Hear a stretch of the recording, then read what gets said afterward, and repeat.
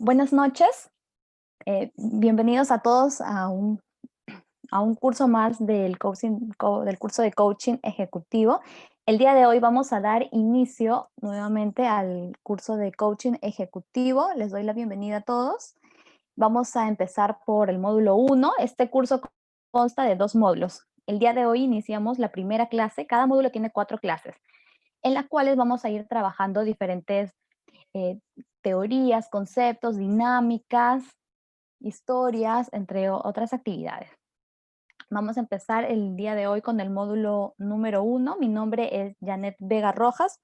Soy licenciada de Administración de Empresas por la Universidad Nacional Mayor de San Marcos.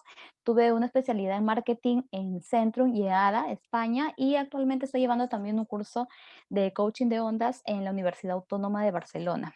Actualmente trabajo para el área de marketing para las sucursales de la empresa de Ajinomoto.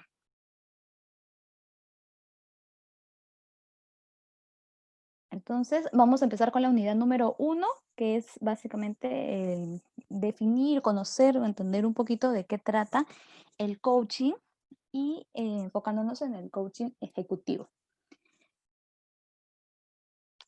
Dentro de esta unidad, el día de hoy vamos a ver el coaching de hoy, las definiciones del coaching, porque también hay diferentes tipos de coaching. Entonces, vamos a ver la definición de coaching ejecutivo y el coaching personal.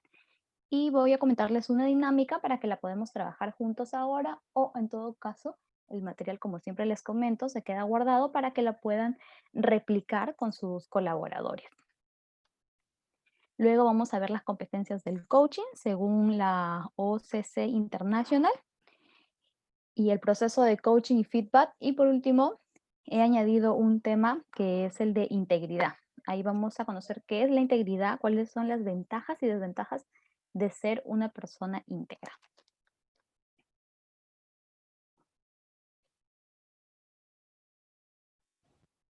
Bueno, cada clase siempre vamos a comenzar con una definición que sea bastante sencilla, bastante familiarizado para poder entender luego el resto de las clases.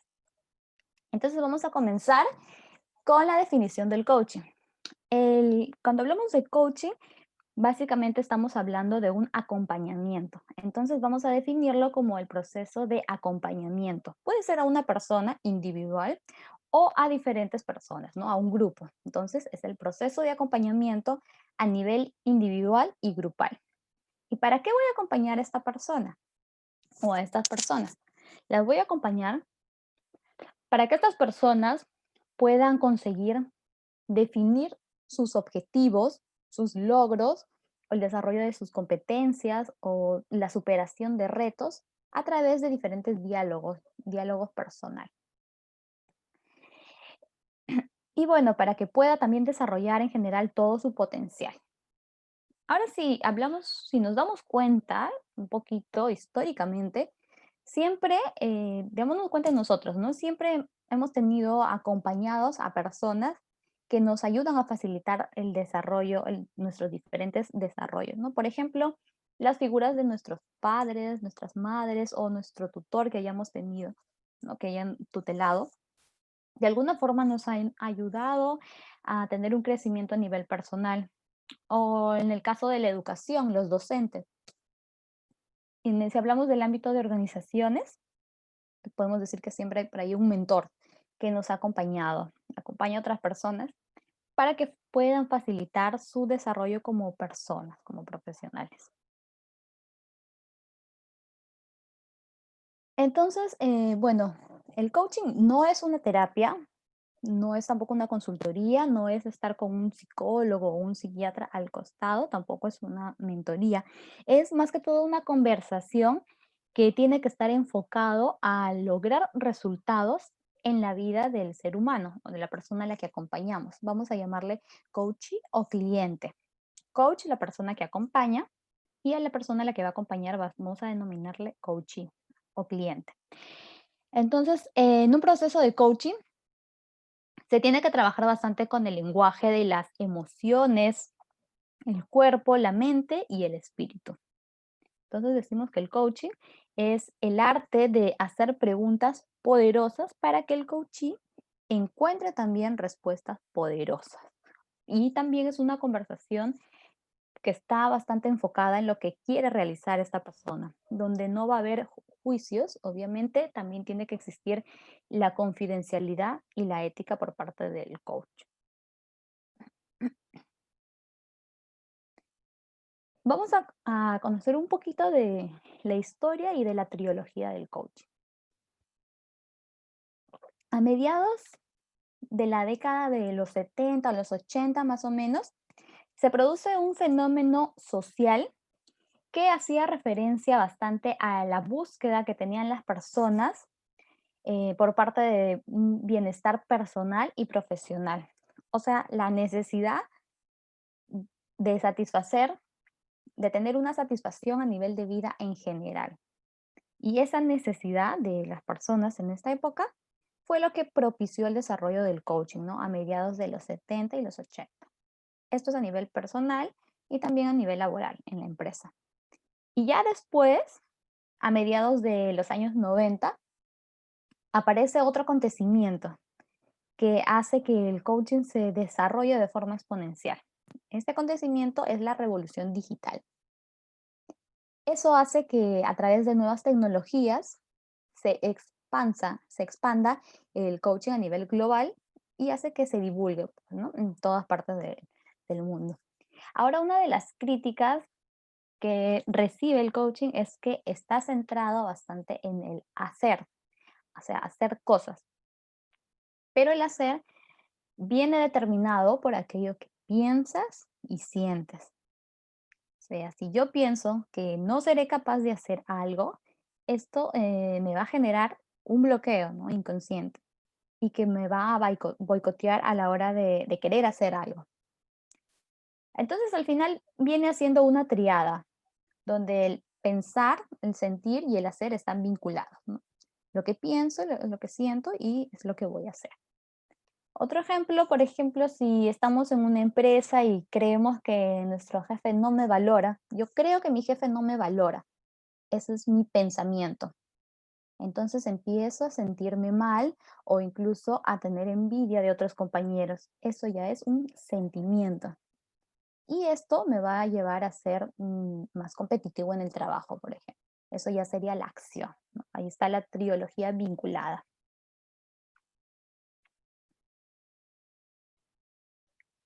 Pero también existe podemos aplicar esta trilogía cuando hablamos de a largo plazo, o sea, de años, ¿no? Y a mí me ha funcionado particularmente este tema de la trilogía de pensar, sentir y hacer.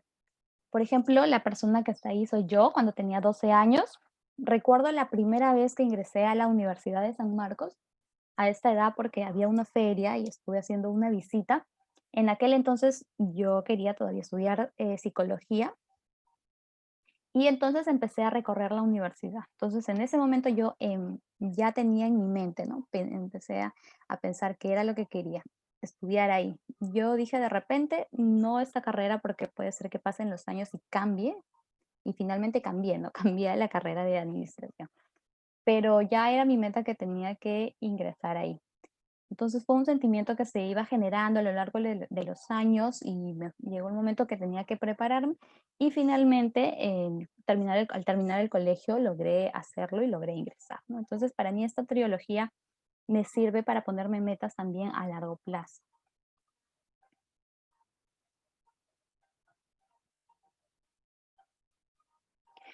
Otro ejemplo que puedo dar de mí es que cuando empecé a hacer mis prácticas preprofesionales como estudiante, yo en el autobús siempre pasaba mirando a una empresa.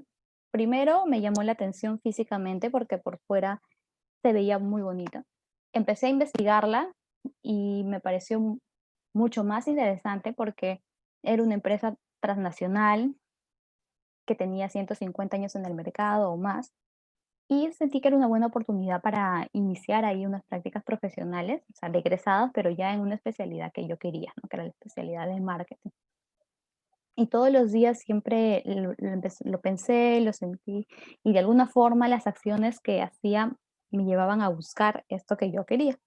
Y finalmente, al egresar en el 2015, logré hacer mis prácticas profesionales en el área de marketing. En esa empresa tengo muy gratas experiencias y el jefe y las personas que me rodearon también fueron personas muy importantes en mi proceso de desarrollo profesional. Posteriormente, bueno, ya cuando empecé a avanzar en diferentes trabajos, recuerdo que quería entrar ahora a consumo masivo, quería entrar a esta área. Y entonces yo con el Metropolitano, usaba el Metropolitano todos los días y pasaba y miraba las empresas de consumo masivo que estaban ahí pegados en la Vía Express. Y entonces yo dije, en algún momento tengo que empezar ingresando por ahí, ¿no? Trabajar por ahí. Y así fue como empecé, yo ya lo tenía pensado, ya empecé a sentir que realmente eso era lo que quería y las diferentes acciones me llevaron a que finalmente yo empiece ahí mi trabajo, que bueno, hasta el día de hoy estoy ahí en Ajinomoto. Entonces, esto es un poquito de ejemplo de cómo la trilogía sirve también a corto plazo, a mediano y también a largo plazo.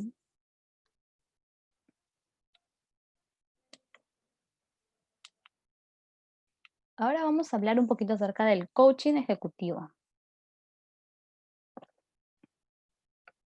Se enmarca en el ámbito coaching ejecutivo, hablamos del ámbito organizacional, ¿no? De las empresas. Y que indudablemente aquí se va a trabajar con competencias a nivel de eficacia, eficiencia de un personal y del entorno que lo rodea, de su entorno organizacional. Puede ser que hablemos de un directivo, un jefe, un supervisor o de un asistente, ¿no? De cualquier cargo. Las diferencias aquí entre el coaching personal y el ejecutivo es que en el coaching personal es por definición aquel que va a estar orientado a personas individuales, o sea, que quieren mejorar algún aspecto de su vida personal. Por ejemplo, un cambio de hábito, ¿no? Y el coaching ejecutivo, por otro lado, ya es aquel que se centra en objetivos, pero que son meramente en el plano profesional.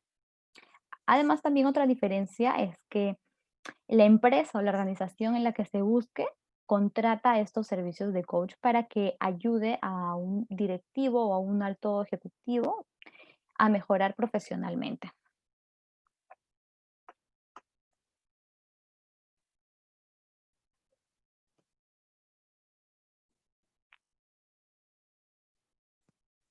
Ahora, ¿cuándo un ejecutivo u otro tipo de profesional debe seguir un proceso de coaching?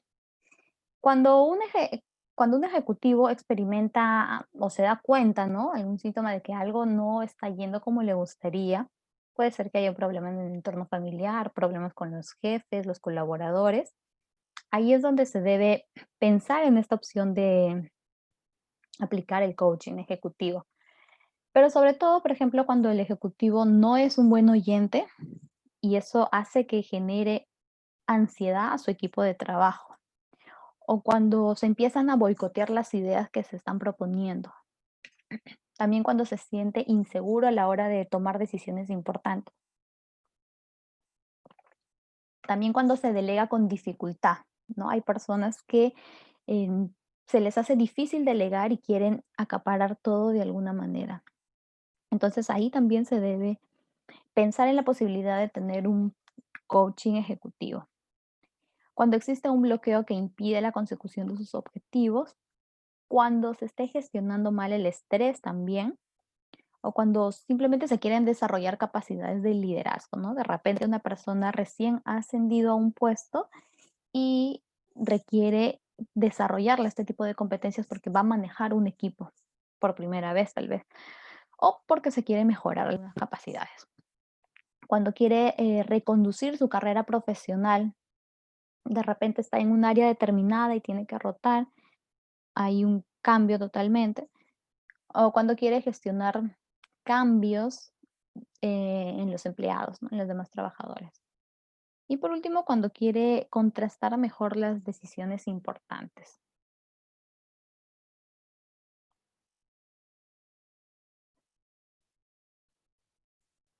Y ahora una vez que hemos llevado el coaching, ya hemos detectado que queremos un coaching, se aplica un proceso de acompañamiento y qué cambios serán los que vamos a experimentar, ¿no? El ejecutivo que ha llevado en su comportamiento después de este proceso. Bueno, hay diferentes cambios que se van a ver reflejados, como por ejemplo, va a poder controlar mejor las situaciones de estrés, va a poder mejorar sus emociones y va a empatizar con su equipo también. Mejora su capacidad de comunicación con el entorno, mejora su capacidad de toma de decisiones importantes. Una de las dinámicas a lo largo de las clases van a ser acerca de toma de decisiones, ya la vamos a ver más adelante. Implica a otros en la ejecución de acciones también y en la toma de decisiones. En general va a fomentar la comunicación interna del equipo y esto va a mejorar la autoestima de los colaboradores. Va a favorecer y potenciar las habilidades de los colaboradores para que puedan realizar los objetivos que se están proponiendo. Mejora también la gestión de conflictos. Gestiona mejor los cambios y finalmente pues va a lograr un equilibrio, le va a ayudar también a lograr un equilibrio entre la vida personal y la vida profesional.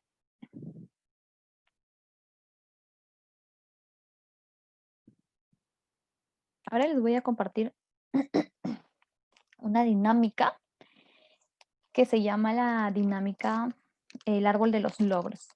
Si tenemos ahora un lápiz y un papel, lo podemos hacer, lo podemos ir avanzando o en todo caso, como ya les comento siempre, el slide queda guardado para que luego lo puedan realizar con más calma y también lo pueden compartir con sus colaboradores. Esta dinámica es muy apropiada cuando estamos trabajando con metas y objetivos, ¿no? Por ejemplo, en la planeación estratégica y para hacerle el seguimiento también. Entonces, utilizando una hoja, vamos a dibujar un árbol que tenga todo, ¿no? Que tenga las raíces, el tronco, las ramas y también le vamos a poner unas nubes y unas rocas.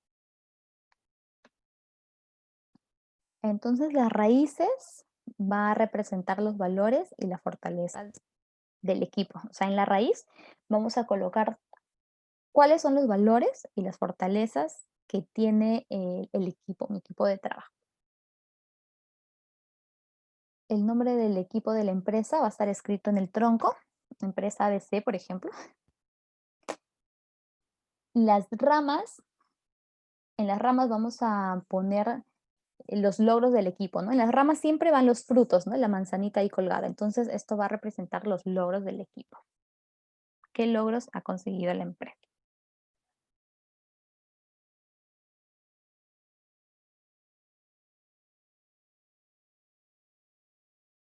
Las nubes, que están hacia arriba, van a representar las metas, o sea, el futuro deseado.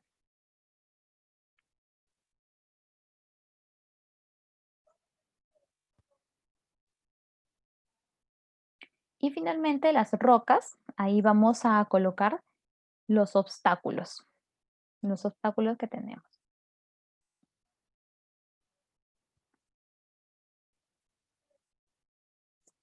Si lo estamos trabajando, les dejo unos 5 segundos para que podamos completar y vamos viendo los beneficios que tiene esta dinámica. Esta dinámica va a permitir al líder y a sus colaboradores que puedan identificar las fortalezas, oportunidades, debilidades y amenazas que tienen actualmente. Y también nos va a permitir ver qué tan cerca o qué tan retirado están de las grandes metas que tiene la empresa. Además, es un espacio para reflexionar y conversar con su equipo y que podamos visualizar también los desafíos. Y finalmente, esta dinámica va a ayudar a integrar al equipo y a tomar decisiones, ¿no? A raíz de este panorama.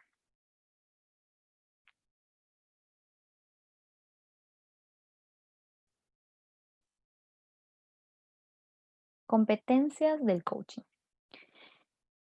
Bueno, competencia Es un término muy empleado en el entorno laboral, pero también en lo que es la esfera de la educación y en el ámbito del desarrollo personal. Para la RAE, la definición es la de competencia, que es la pericia, aptitud o la idoneidad para hacer algo o intervenir en un asunto determinado.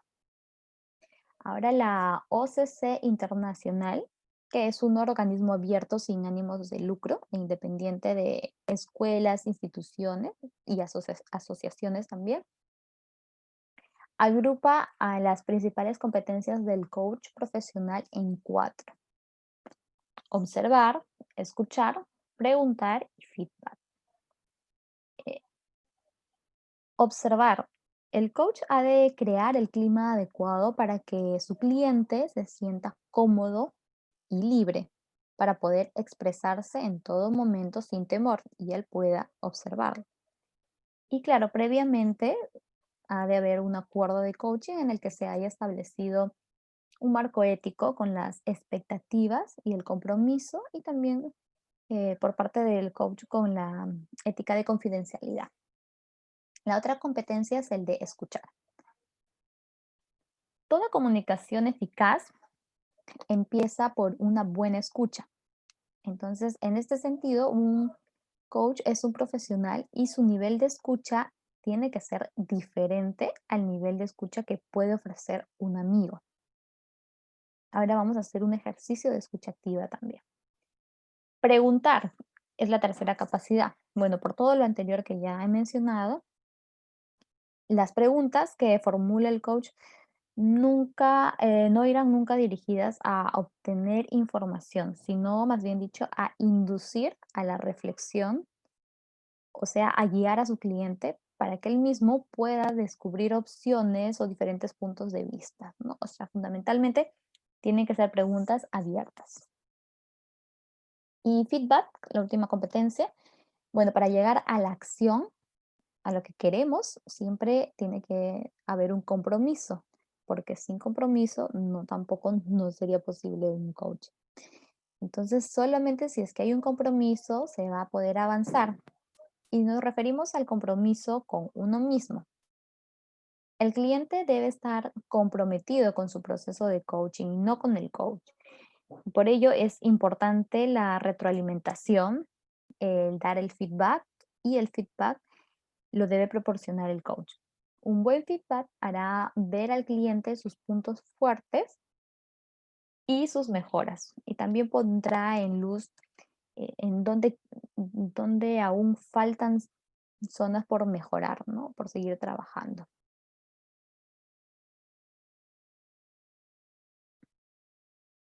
Ahora vamos a hacer un ejercicio de escucha activa, el cual consiste básicamente que yo voy a leer un cuento y luego voy a hacer la pregunta que aparece ahí en el slide. Entonces voy a comenzar. Érase una vez un leñador, el cual un día se dio cuenta que no tenía su hacha. Sorprendido y con lágrimas en los ojos, encontró cerca a la casa de su vecino, quien como siempre lo hacía le saludó sonriente y amablemente. Mientras éste entraba a su casa, el leñador de repente empezó a sospechar y pensó que tal vez el vecino le había robado el hacha. Y empieza a pensar, ¿no? De hecho, ahora que lo pienso bien, la sonrisa del vecino parecía nerviosa, tenía una mirada extraña e incluso le temblaban las manos. Bien pensado. El vecino tenía la misma expresión que un ladrón. Caminaba como un ladrón y hablaba como un ladrón, dijo.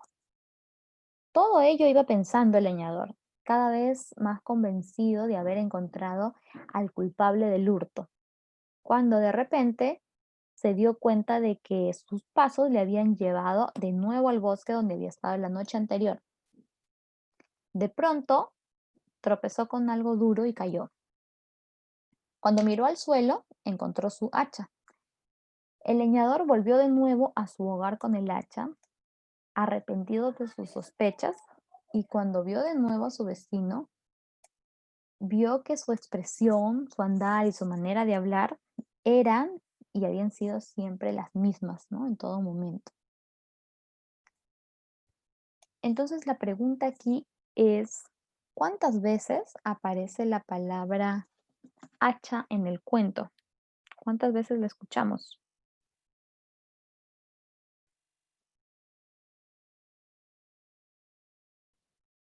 Bueno, la respuesta es 4. Aparecen 4 veces.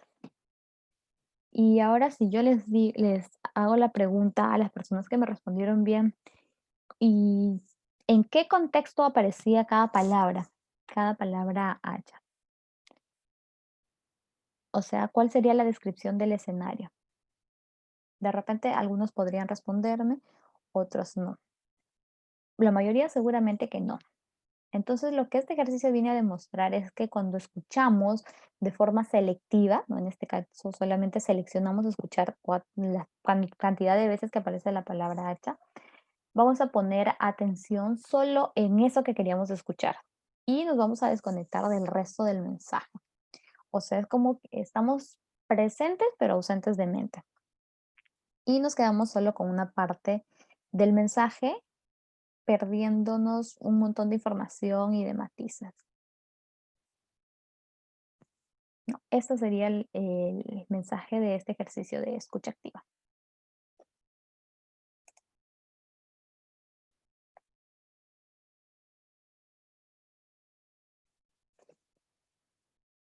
Proceso de coaching y proceso de comunicación.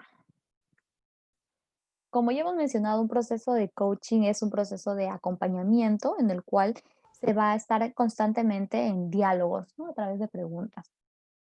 Entonces, se va a realizar un proceso de comunicación. Y para tener un proceso de comunicación, es importante contar con un recurso comunicativo. Entonces, ¿qué es un recurso comunicativo? Un recurso comunicativo es cualquier herramienta, cualquier técnica o cualquier cosa que tú puedas utilizar para mejorar esta competencia de comunicarte y acompañar de una forma efectiva a tu coachee o a tu cliente. Vamos a ver tres técnicas de recurso comunicativo: el rapport, metamodelo y el feedback. ¿Qué es el rapport? El rapport se refiere a ajustar nuestra forma de hablar, nuestros movimientos, nuestra forma de comunicarnos, de forma que sea muy parecida al coachee, ¿no? A la de nuestro cliente. ¿Por qué? Porque en esta respetuosa imitación, claro, es una respetuosa imitación, lo que acompañamos es a que nuestro cliente pueda tomar mayor conciencia de las cosas que dice y de cómo lo impactan, ¿no? O sea, de cómo las están viviendo. Y en este proceso de acompañarlo, la persona puede acceder a una mayor comprensión de su propia situación. Este proceso de rapport es un proceso que nosotros aprendemos siempre por socialización. Por ejemplo, ¿no? Si nos habremos dado cuenta en nuestra vida cotidiana, probablemente si vamos a un restaurante, una cafetería, y vamos a ver que dos personas hablan, observamos bien a estas dos personas y vamos a ver que uno va a gesticular el gesto del otro o algo parecido, o usarán las mismas muletillas. Esto también pasa en el ámbito laboral, ¿no? Por ejemplo, yo recuerdo que estuve en un trabajo en el cual todos utilizaban la misma muletilla. No recuerdo ahorita cuál era exactamente, pero sí me di cuenta que todos lo usaban. Y ahora en mi trabajo actual también hay muletillas que inconscientemente hemos ido adquiriendo del gerente general y que si se dan cuenta también a lo largo del proceso creo que lo uso, ¿no? Tenemos dos frases, el de usar bastante la palabra ahora y entonces. Son como que dos frases que se usan para mejorar, entender la comunicación dentro de la política de la empresa. Entonces, facilita y de alguna forma se nos ha quedado también esa muletilla. Y si observan ahora, se ponen a pensar, no sé, cómo es en su trabajo o cómo es en su familia o con sus amigos. Entonces es un proceso que se aprende de manera innata, es por socialización. El otro recurso comunicativo se llama metamodelo. El metamodelo, bueno, esto se refiere a una serie de preguntas que van a aumentar la comprensión de lo que la persona está exponiendo. Por ejemplo, no es lo mismo decir, ayer estuve en la playa, a decir toda la experiencia que implica haber estado en la playa, ¿no? A ver, ¿y qué tal la arena? Ay, sentí la arena, el sol, el sonido de los pájaros, del mar, los colores del agua, o sea, preguntas que puedan ayudar a explicar y que nuestra mente necesita simplificarla, ¿no?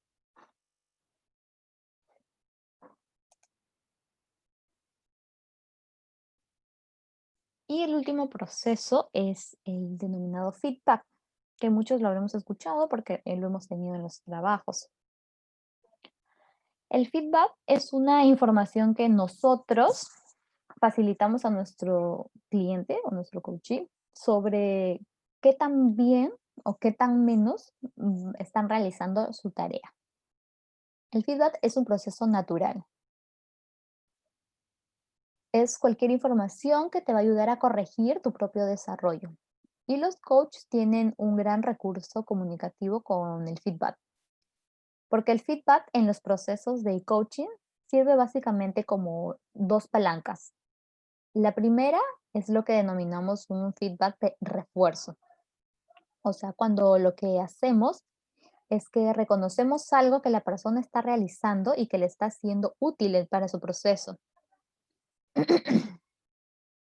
Y por otro lado, tenemos el feedback de desarrollo. ¿Cuándo damos un feedback de desarrollo? Cuando vemos que la persona no está mostrando el tipo de respuesta que sería deseable.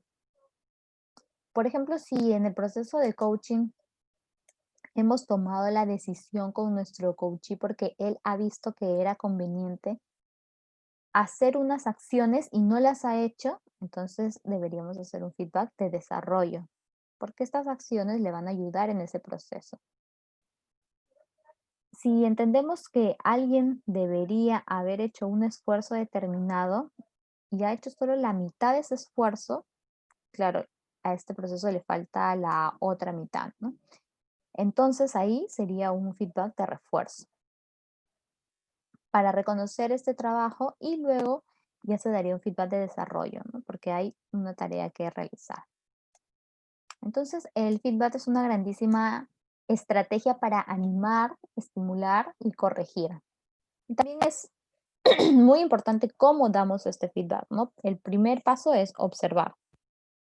Observar cuál es el comportamiento o la falta de ese comportamiento, el tipo de respuesta que la persona tiene que dar. Segundo es ser concreto, ¿no? Cuanto más concreto puedas ser con tu coachee, más lo vas a ayudar a que haga ajustes al tipo de respuesta, ¿no? Y finalmente, pues el ser descriptivo, es decir, ¿estás haciéndolo o no lo estás haciendo? Pero nunca juzgar. El rol es acompañar, estimular y ayudar a un mayor desempeño de las personas, no a ser jueces.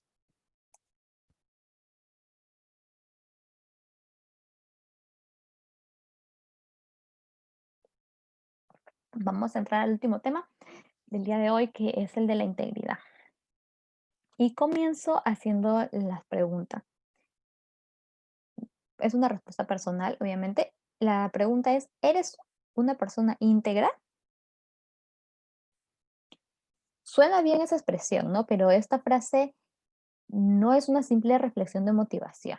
La mayor parte de las personas nos consideramos personas íntegras, pero ¿esto será una realidad?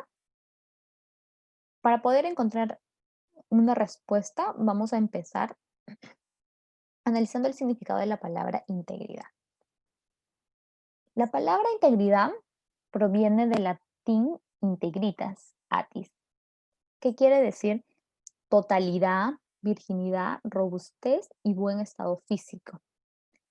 pero el vocablo se deriva del adjetivo integer, que quiere decir intacto, o sea, entero, que no ha tocado o no ha alcanzado, no ha sido alcanzado por un mal. Entonces, por lo tanto, una persona íntegra es una persona con valores y con principios. La integridad se relaciona bastante con la honestidad, la honradez, la lealtad, la veracidad, el respeto por los demás y por sí mismo también, el autocontrol emocional y la confiabilidad. Una persona íntegra es una persona digna de nuestra confianza, es una persona que atrae a los demás, es una persona que con una mirada clara, limpia, real y honesta, ¿no? Que tiene una mirada así. O sea, es una persona intachable e invencible. Por lo tanto, se opone, lo contrario sería la falsedad y el engaño. O sea, en contraposición, una persona que no es íntegra es una persona deshonesta, que no respeta a los demás, desleal, que no es confiable y además en su vida suele entrar mucho en el juego de la mentira.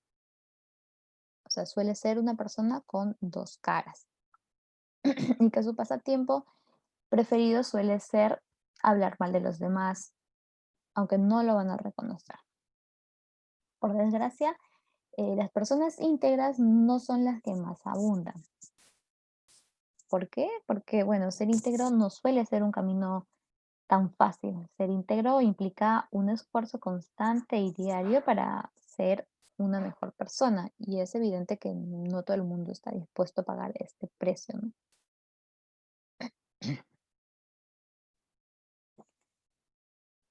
Bueno, hay ventajas de ser una persona íntegra y también hay desventajas, como todo, ¿no?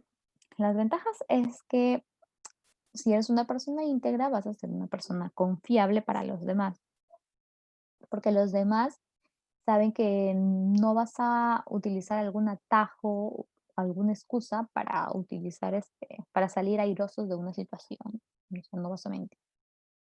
Bueno, otro que vas a poder siempre dormir tranquilo, con la conciencia tranquila.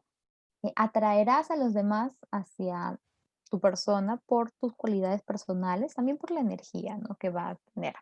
Y si te mueves en el mundo del networking, entonces esta atracción también te va a servir para atraer a más socios a tu negocio, pero lógicamente no es una consecuencia, ¿no? Pero no es la razón para ser íntegro. Otra ventaja es que avanzarás hacia tus objetivos y metas en la vida de una manera mucho más rápida y segura. Serás una persona con tranquilidad mental y tendrás una excelente reputación, tanto personal, laboral, profesional y familiar, ¿no? Lo que hará ampliar también tu círculo de influencias y de amistades. Pero también hay desventajas de no ser íntegro. Se suele decir que la mentira tiene patas cortas, ¿no? ¿Hemos escuchado esta frase? Pues esta es una de las desventajas, ¿no? Que se puede aplicar aquí, ese dicho popular. Hay personas que se han acostumbrado a mentir y mienten en todo momento, en toda circunstancia y o sea, en todo momento, en todo lugar. Entonces, ¿crees que una persona que está acostumbrada a mentir, que es su hábito prácticamente, va a ser una persona digna de confianza para los demás? Evidentemente no. Así que bueno, mi recomendación sería lo siguiente.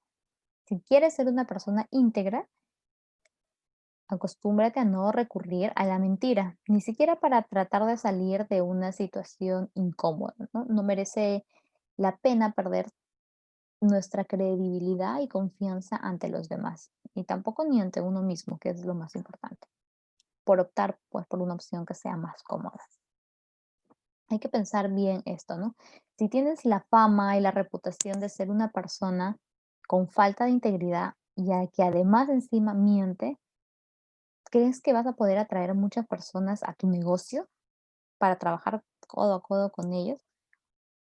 ¿O crees que los demás van a querer seguir un líder con esas características? Obviamente que no. Otra desventaja es que, bueno, la falta de integridad suele desembocar en una persona con doble moral, que dice algo, pero con sus hechos demuestra lo contrario. Y bueno, ahí tampoco las personas van a querer relacionarse con una persona así. Otra desventaja de no ser íntegro es que los demás no van a confiar en ti. Y el no tener integridad también puede llevar otro defecto, que es convertirse en un ególatra. Podemos definir al ególatra como a la persona que tiene exceso de ego. Pocas, pocas cosas repelen más a los demás, como el tratar con una persona que tiene exceso de ego. El egocéntrico piensa y demuestra que primero soy yo, después soy yo y más tarde también soy yo y siempre. Es la persona a la que se denomina como el mucho yo. O sea, sí está bien pensar en uno, pero no de manera tan exagerada.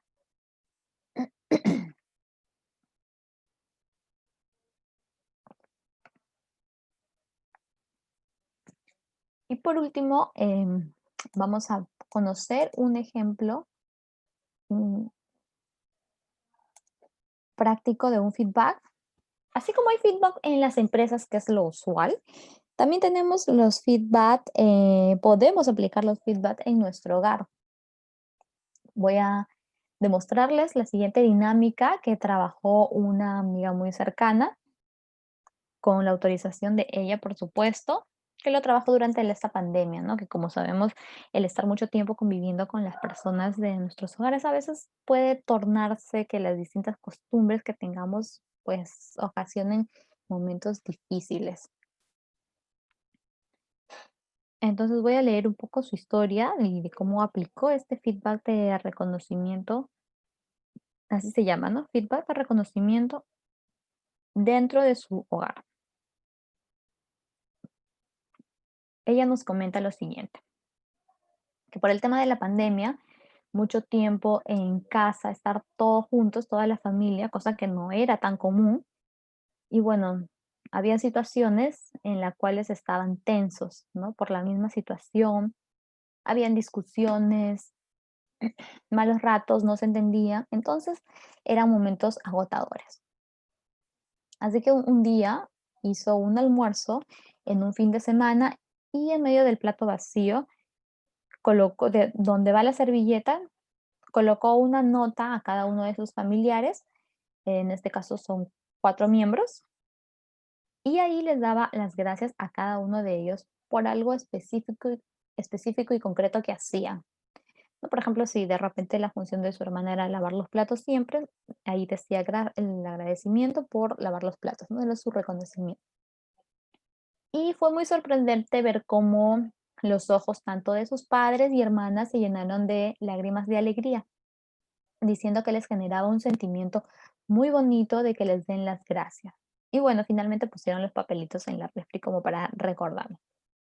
Y nos finaliza este cuento, esta historia, indicándonos que fue un momento muy bonito en familia donde realmente le sacaron el jugo bastante a la palabra de gracias. Bueno, entonces, ya finalizando esta clase, quiero proponerles un feedback especialmente relevante. Tal vez tengas la costumbre de hacerlo con tus colaboradores o con tus familiares, pero si no, te animo a hacerlo ahora, a replicar este ejercicio de feedback de reconocimiento de una forma educada pero constante, dar las gracias a una persona que tengas cerca en estos momentos.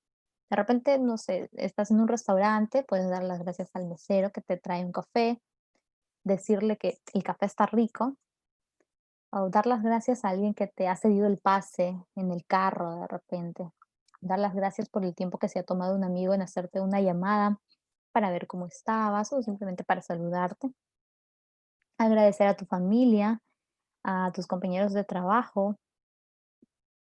Bueno, algunas de las cosas que ya damos por supuesto cuando damos un feedback de reconocimiento producen efectos muy positivos en las personas. Entonces, en esta oportunidad los animo nuevamente a probar este feedback de reconocimiento.